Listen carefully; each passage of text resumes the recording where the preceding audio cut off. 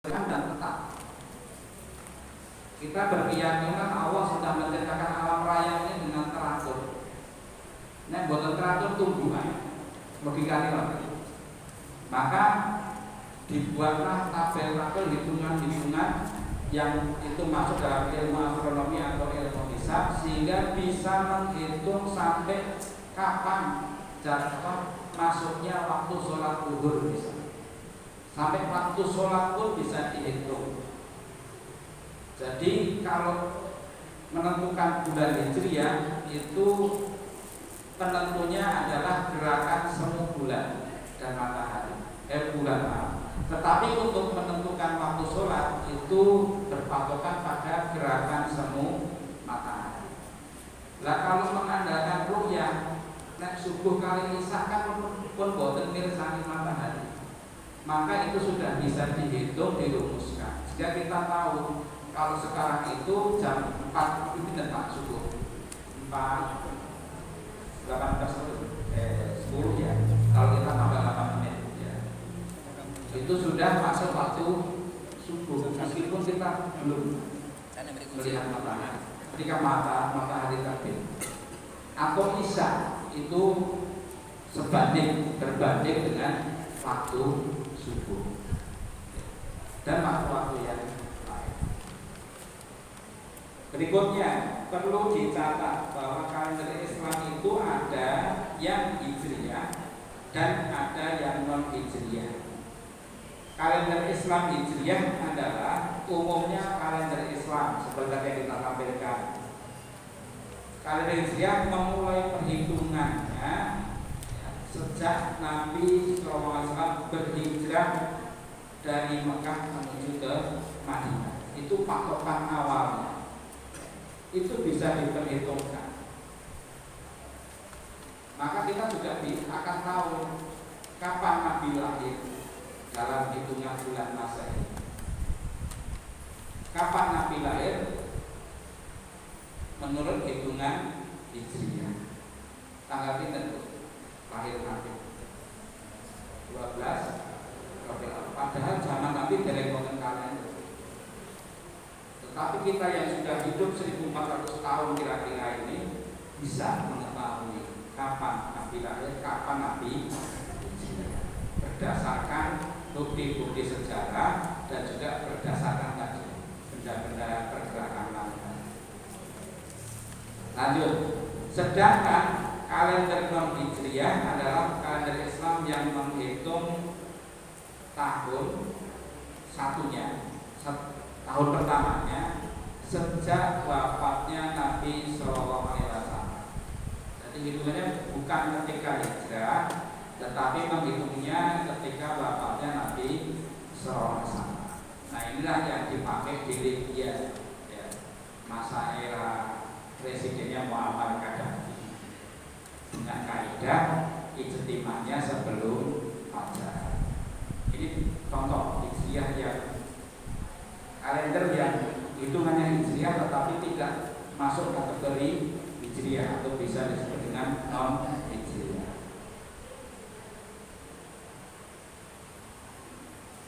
Tahun 2009 ya, ISESCO organisasi ahli astronomi mengadakan temu pakar yang kedua untuk mengkaji kalender Islam di Rabat.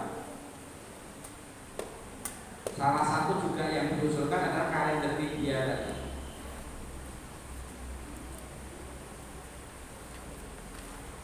Dengan parameter apabila istimewa terjadi sebelum fajar di zona timur bumi, maka hari itu adalah tanggal 1 bulan Komariah atau bulan Hijriah baru. Tetapi ia dinilai tidak memenuhi syarat yang diusulkan oleh temu pakar kedua sehingga tidak diterima. Jadi yang tidak diterima yang Libya. Sudah dilakukan pertemuan, nanti ada pertemuan berikutnya oleh pakar-pakar itu.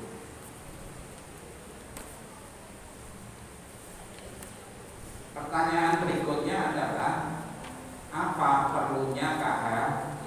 Kenapa Muhammadiyah di Indonesia ini begitu rupa berusaha untuk memutuskan perlunya ada kalender hijriah global tunggal. Kalender sudah tahu nih, hijriah disampur paham hitungannya. Global, global apa? Global, bumi, dunia, berlaku untuk seluruh dunia. Tunggal, maksudnya harinya, waktunya sama. Kenapa menjadi aneh bila sebuah peradaban, suatu peradaban sampai hari ini, kita ini semuanya dihitung sejak hijrahnya Nabi sudah berusia sekian abad,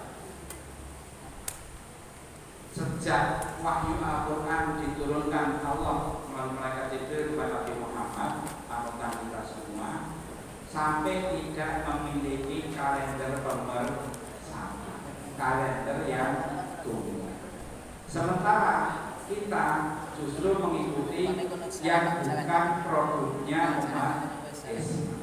Kalender yang biasa kita miliki, kalender yang selama ini kita pakai dengan hitungan miladiyah atau Masehi.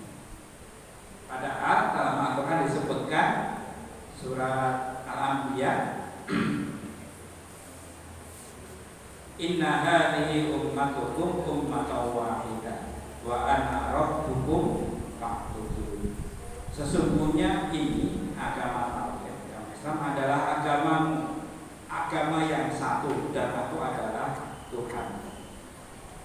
Pada surat Al-Mu'minun ayat surat ke-23 ayat 52, wa inna hadhihi ummatukum ummatan wahidah wa ana rabbukum fattaqun. Sesungguhnya agama tauhid inilah agama agama yang satu, dan akulah Tuhan, maka bertakwalah padaku. Ini dalil umumnya terkait penetapan KHGT, penghitungan dan sebagainya, ada dari yang lainnya.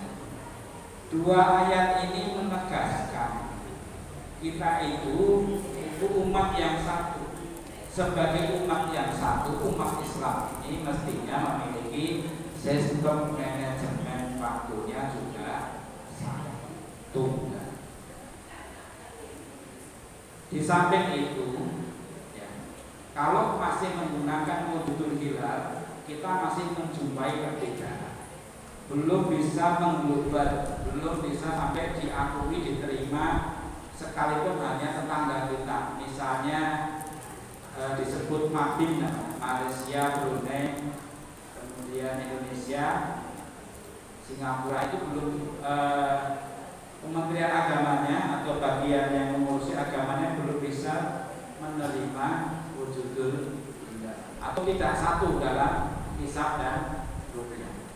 Maka ini diperlukan untuk apa? Untuk menyatukan jatuhnya hari-hari ibadah umat Islam, terutama satu ibadah yang melintas kawasan. Ya tadi, tidak hanya berlaku untuk satu negara saja atau hitungannya secara politis. Maksudnya pelaksanaan bisa tetap sementara waktunya tergantung kepada peristiwa di lain tempat, yaitu misalnya ibadah puasa sunnah Arafah yang kita sebutkan tadi, ini tidak bersamaan jatuhnya atau penghitungan. Maka diperlukan yang namanya bukan wujud lagi, tetapi kalender, penyusunan pembentukan kalender yang berlaku secara global. Nah, kemudian langkah-langkah yang ditempuh oleh Muhammadiyah ini untuk pengetahuan kita semuanya, Bapak Ibu. Ini juga termasuk kajian Islam dan kemuhammadiyahan kita. Bagaimana Muhammadiyah ini juga concern memperhatikan betul terkait dengan kebutuhan umat, baik itu ibadah maupun amaliyah.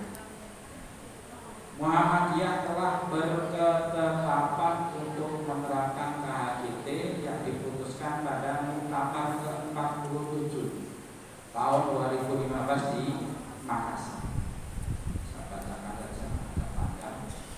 Diputuskan bahwa Muhammadiyah memandang perlu untuk adanya upaya penyatuan kalender hijriah yang berlaku secara internasional sehingga dapat memberikan kepastian. Kemudian ditegaskan ulang dalam risalah Islam Berkemajuan bahwa di antara peran internasional yang dijalankan adalah melakukan perbaikan sistem waktu Islam secara internasional melalui upaya pemberlakuan kalender Islam global unifikatif dalam rangka menyatukan jatuhnya hari-hari ibadah Islam, terutama yang waktu pelaksanaannya terkait lintas kawasan. Berikutnya Masjid Tasjid dan Tasjid Pusat telah menyiapkan kalender Hijriah global tunggal 100 tahun Hijriah ke depan. Ini sudah mengadopsi parameter yang disepakati dalam Kongres Internasional Penyatuan Kalender Hijriah yang diselenggarakan di Istanbul, Turki, tanggal 28-30 Mei 2016. Berarti kira-kira 10 tahun yang lalu usaha. Bapak Ibu, kita semua ada di Persyarikatan Muhammadiyah. Ada yang jadi pengurus cabang, ada yang menjadi pegawai di amal usaha Muhammadiyah. Ini perlu mengetahui hal ini. Betul panjenengan misalnya ibu-ibu guru RA, guru MI atau guru SMP, SMA, SMK, panjenengan fokus ke bagaimana proses pelayanan pembelajaran untuk siswa-siswa, tetapi juga harus tahu ini. Apalagi sekarang kurikulumnya apa? Merdeka. Kurikulum merdeka itu gitu. Kita kajian kurikulum. Mencuplek kurikulum merdeka itu menyiapkan anak didik kita nanti pada saatnya berperan dalam kehidupan itu betul-betul memiliki karakter. Bahasanya nanti ya, memiliki karakter, jujur, apalagi itu. Tanggung jawab.